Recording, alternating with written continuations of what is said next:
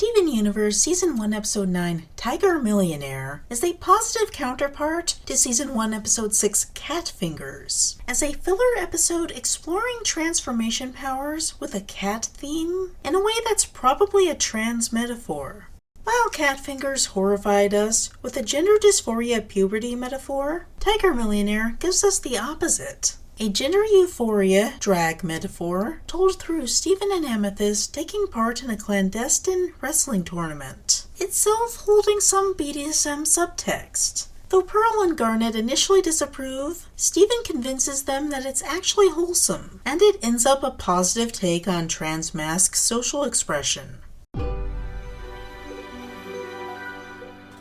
The episode starts with everyone, including Steven, returning from a successful mission. Things have apparently improved since Season 1 Episode 8 Serious Steven, and we can see how he's on his way to becoming a capable member of the Crystal Gems. However, he's covered in gunk from something called a blood polyp, which follows the crystal shrimp from Season 1 Episode 3 Cheeseburger Backpack, as a dangerous alien version of sea life that was apparently brought to Earth with the gem colonization force. It also follows Season 1 Episode 5 Frybo in delivering a joke about blood that's a little edgy for a children's show, presumably only allowed because this implicitly fearsome creature is completely off-screen. A polyp is a tiny carnivorous animal, and we can assume that this one is much bigger, and possibly vampiric. The way the blood polyp gunk is liquid at first, and then hardens, may be an allusion to the Bakelite infusion in End of Evangelion. The personality conflict between Pearl and Amethyst that we saw in Season 1 Episode 4 Together Breakfast reappears as they clash over Amethyst's behavior on this mission. We previously saw them disagree how to arrange their personal items, Pearl seeking minimalistic exactness, and Amethyst in favor of a big overflowing mess. The underlying conflict is of order versus disorder, or more specifically, mindfulness versus intuition. This comes out in Tiger Millionaire, with Pearl getting angry with Amethyst for displaying impulsive aggression, which she derides as childishness. This thematically connects Amethyst with Steven as the main child character, and allows the child audience to empathize with her as someone who doesn't get respect for being very mature. However, there's also another subtextual theme, where Pearl and Amethyst represent a conflict between feminine and masculine. We've seen Amethyst put on masculine costumes before, with the cop prank in Together Breakfast, and the luchador form in Cat Fingers, and Tiger Millionaire will further explore that gender expression. It mostly comes out in more of the luchador performance as a wrestler, but also in her relationship with Pearl. The three adult Crystal Gems are basically wives in a lesbian polycule, and Pearl and Amethyst specifically relate in a butch-femme dynamic. Here we start to see some of that, as will be more overt in Season 1 Episode 12 Giant Woman. Unfortunately, the three gems get into an argument and are too busy bickering to help Steven. It turns out that blood polyp goo hardens over time, and Steven is left immobilized. Now, Pearl knows that the goo does this. She mentions it offhandedly before it happens. She just gets distracted arguing, as do Amethyst and Garnet, and they leave while Steven is trapped. He doesn't get out until the middle of the night, when Amethyst sneaks out and is able to fall and smash it apart. Arguably an allusion to a wrestling move.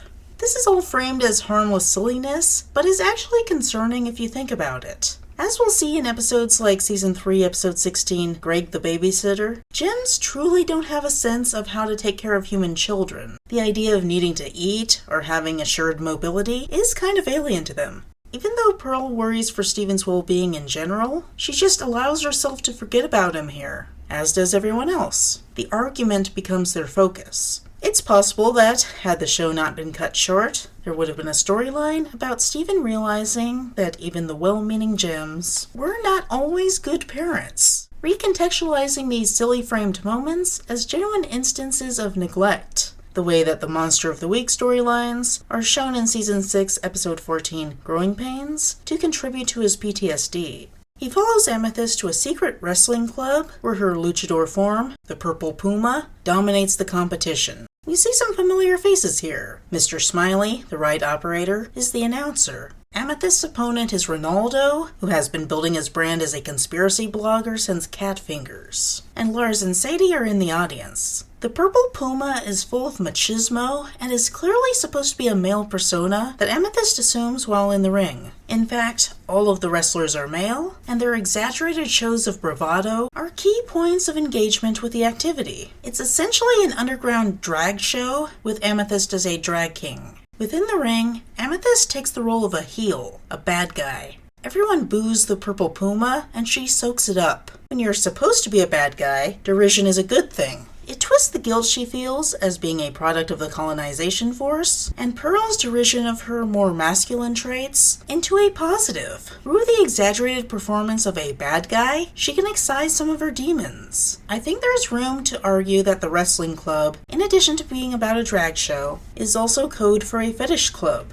Remember, there's this whole underlying sexual subtext in the series for the parents and older viewers. Kink is definitely a persistent element in the series, whether it's for giantesses or domination and submission expressions of fascist imperialist oppression. The wrestling club is about people hurting each other for fun and competing for dominance. The purple puma is a dominant role as a terrifying heel figure and can be thought of as a dominant in the BDSM subculture. Ronaldo is a submissive figure who tries to dominate the purple puma without a great expectation of success, gets beat down for it, and seems just fine with purple puma putting his foot on him to express his dominance. How many people ship Amethyst and Ronaldo?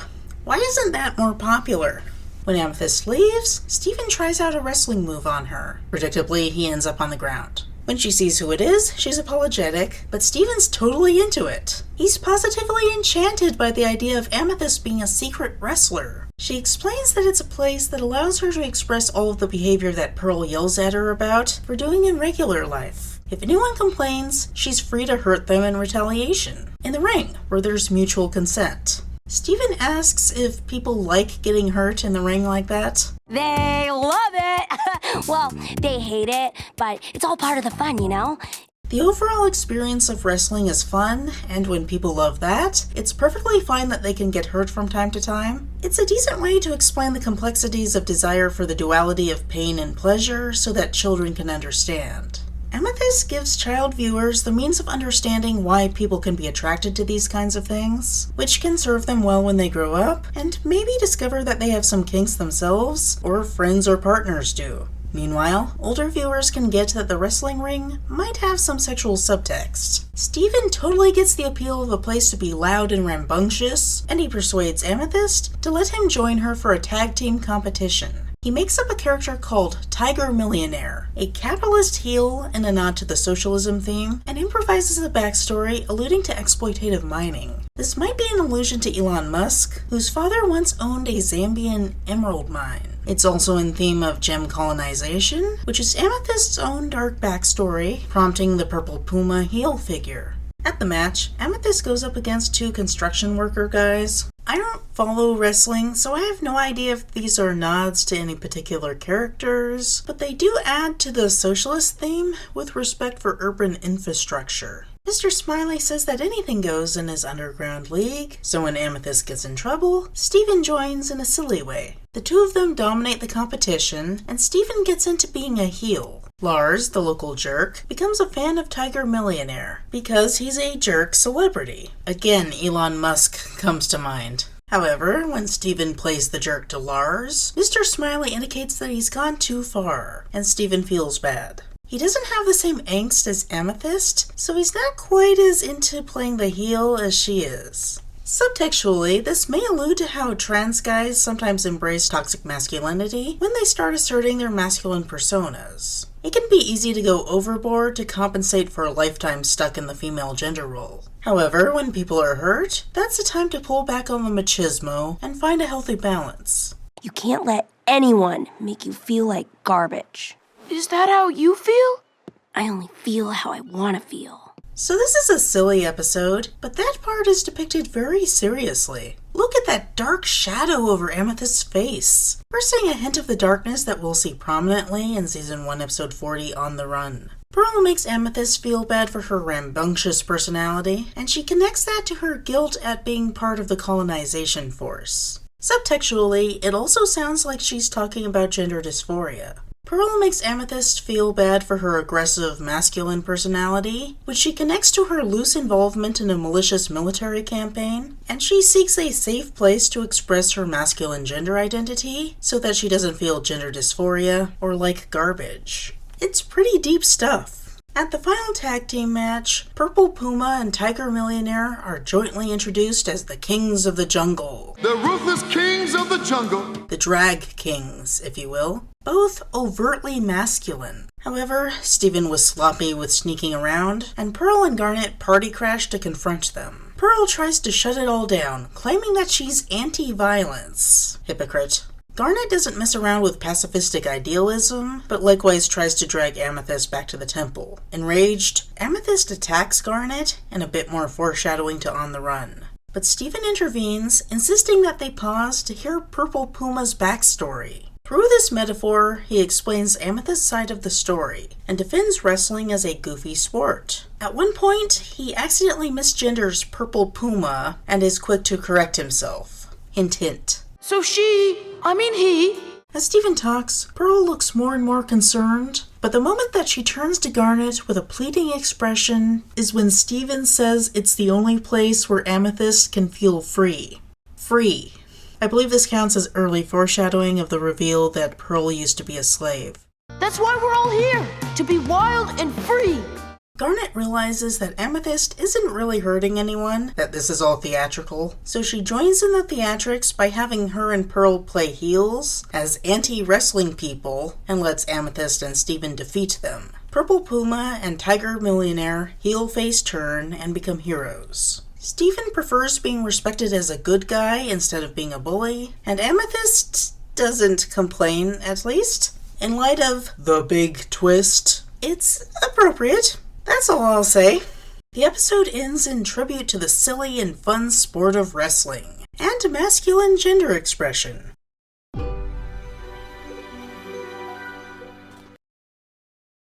Tiger Millionaire is deceptively simple. It's a skippable episode from the early first season, mostly there to continue to set up the setting and characters with a silly misadventure, but it foreshadows the later drama of On the Run, and has some thematic depth. As I said in my review of Cat Fingers, I think the only reason there isn't tons of speculation about trans themes is that no one knew how trans-centered the show would be when these early episodes aired, and then they were considered skippable nonsense. If these came out in Season 6 as flashback interludes, fans would be all over them to tease out trans subtext. Now, that's my job as a reviewer, thoroughly covering these old episodes with the advantage of perspective. Cat Fingers was all about the horror of being trans. Now, Tiger Millionaire captures trans joy, the euphoria that comes with puzzling out the right gender expression. There are some missteps, some toxic displays on the road to healthy masculinity, but everything turns out well in the end.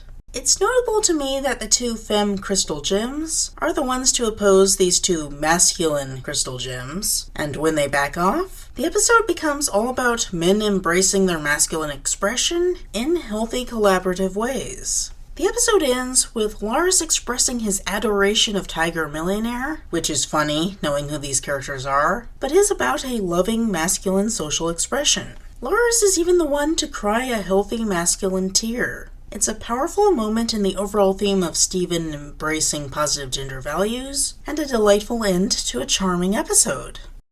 Next time, Steven gets the best pet a boy with a healthy respect of the feminine gender role could ever want.